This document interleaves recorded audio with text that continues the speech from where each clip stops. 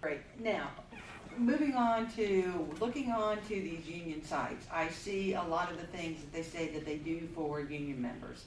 One of the things that I saw on this website was offers professional development, which is supposedly part of your union dues. Did you ever see any professional development or any payment of your fees to meetings or that sort of thing from union specifically? Yes, I did see, I happened to be at the union office in Tamarack, their headquarters. I forget what I was even doing. I think I might have been picking up a grant application, or it was just some piece of business that I was taking care of. And I saw that they were having a seminar for teachers, and it was like an hour-long thing, and it was purely voluntary, and it hadn't been advertised. I hadn't known that it was going on. But I do know that they do some kinds of things, but it's not, the district doesn't assist them in advertising it. They don't make a big effort to advertise it, and I kind of get the feeling that they do it to be able to say that they did it. But they don't make money available, to my knowledge, for members to be able to travel, for members to be able to pay tuition, for members to be able to pay a registration at an event. If they do, then it was not made known to me while I was a member. Interesting.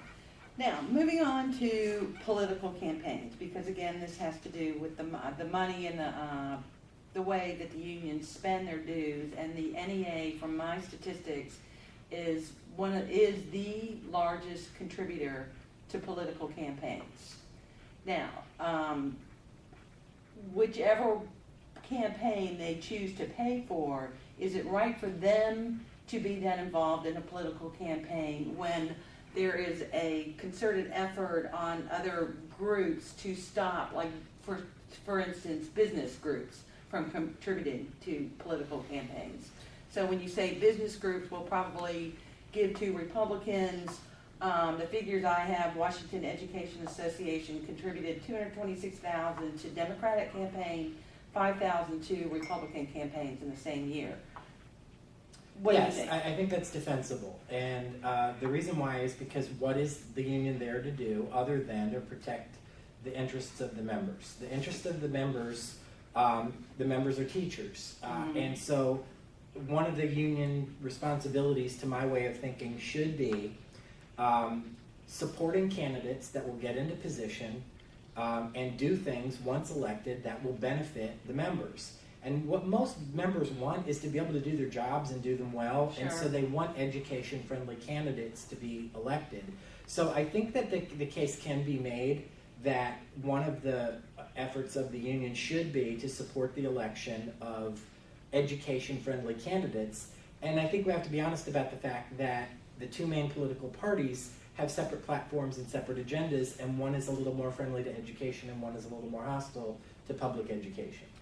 Okay, now with that note, when you think about, from the business side though, when you look at business ethics, one of their ethical statements is, especially in for-profit business groups, is a return on investment to shareholders. They consider that to be an ethical business motive. So again, that's their members. So why is it different for them to care for their members as it is for a union to care for their members? I don't think I don't think we have a disagreement there. I think that's a So you're saying that it's the same thing. So there Yeah. shouldn't be any push, if the unions are allowed to spend this kind of money, then there shouldn't be any push for private industry to say, to have their own lobbying efforts. Yeah, where I we think I have agree that with that. balance and we can keep that balance. Yes. Okay, great.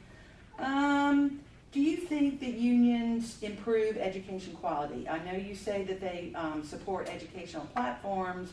A lot of what I see is, okay, in salary for teachers, which of course you want to get high quality teachers, but does that really guarantee high quality teachers? Probably not. I think in realistic terms, I think it's if there is any effect, it's a marginal effect. I think that it's kind of an abstract argument to make that having collective bargaining is going to create a salary and benefits package that draws real talent to the field. The bottom line is, if that policymakers and local decision makers want to attract that talent, they'll put incentives in place to make sure that they get the best people to do the job. And one of the things that we haven't touched on yet that I think really needs to be said is that Florida is a right-to-work state, which is a euphemism for not having the right to strike state. Right. And the whole system of collective bargaining, to me, breaks down if you don't have that ultimate threat to be able to make to the system or to the local district that if you continue to abuse us as a group of people, we're going to walk out on our job to bring attention on the part of the public to the fact that you're treating us so poorly.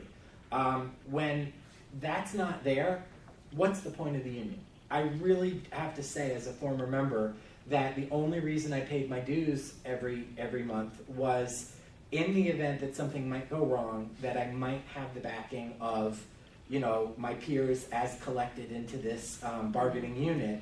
But in retrospect, it was a bad decision because that support was likely to never show up if I did need it. And if we can't strike, what's the point? That's the bottom line in this conversation. Exactly. But so, again, looking back at educational quality, how is it, it's not a good idea for students to lose classroom time. But I do agree as a teacher myself that it's not a good idea to abuse teachers as thinking that they just care so much about the children that they're just going to do it regardless. I understand that balance there. What can teachers do to get that professional status, say that a doctor has or a lawyer has, where they go in and granted we have like Find Law or you have a WebMD where people can go in and look and they get some information. But still, there's still that attitude when you ask a doctor something, they're experts. When you ask a lawyer something, they're experts. Yeah. Why is it that teachers can't get that attitude of we are the experts in the classroom? That's a very difficult question to answer, but one of the responses that I can give that I think is related is there is a recent effort in the last couple of decades to professionalize the craft to a higher level, and I'm thinking of things like the National Board for Professional Teaching Standards, and the local equivalent, which is the Broward Teachers Guild. So when you become National Board certified, you're automatically invited to belong to the Broward Teachers Guild.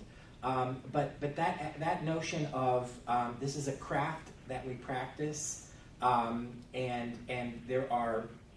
there's expertise and there's ways to develop the expertise. And a guild is a group of highly seasoned experts who share, professional knowledge with novices. That's a step in that direction, but that's a long road to hoe. And I think that the foundations of that problem are cultural. In our society, the position of instructor is not respected. When people come here from South America, they call you professor.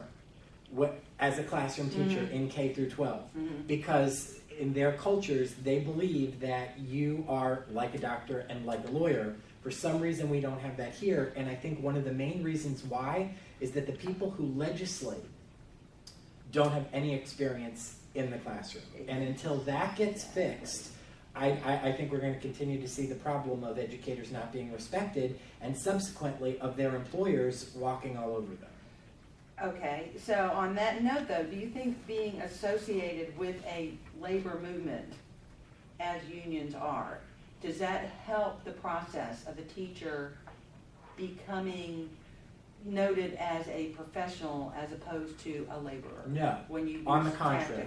On the contrary. And again, I'm only one person, but when I think of unions, I think of Teamsters. I think of plumbers, electricians, sheet metal workers, truck drivers, sanitation workers, and the fact that teachers are the next step because they're the next group of people that come to mind when you look at who's unionized, aligns us with a blue-collar way of looking at the problem, not a white-collar. And that's why, if I was given the choice again to be in the public school system, my money and my energies would go into the Guild and into National Board for Professional Teaching Standards and anything else that helped policymakers understand that they really shouldn't be making laws about something that they don't understand. Exactly. I am with you there. I think right now I'm going to wrap this up. I appreciate your time. I just wanted to take a few minutes so I could get some ideas on what's going on there. I'd like to talk to more teachers and send them my way. Thank you.